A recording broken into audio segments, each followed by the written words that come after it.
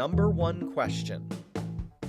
The biggest thing Steve passed along was a simple question to ask myself as I craft every story. Why should the audience care? Many rookie storytellers build stories in a way that appeals to them. Steve would consistently point things out in my stories and ask, why should I care about this? He asked this question over and over and over, and eventually I got the point. So that's my tip for you. As you're building your stories, keep asking yourself, why should my audience care about this? If you can't answer, you either need to find a new way to help people relate to the material or just get rid of it. I'll give you an example. I remember doing a story in Cincinnati about a locksmith who had a massive collection of safes. Big, small, old, new, and he had a lot of them. He was passionate about the collection. It was a fun story, but I heard Steve in the back of my mind.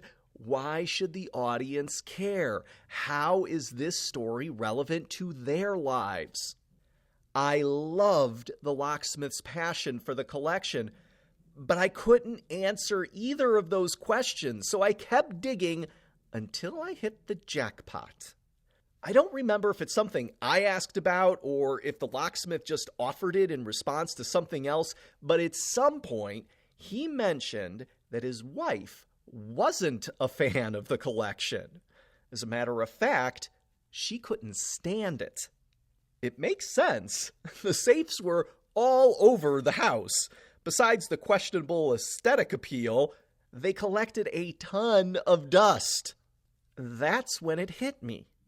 How many people out there have a collection or something they're passionate about that their spouse can't stand? I wasn't married at the time, but I figured it was a lot. That was the story, not the safe collection itself.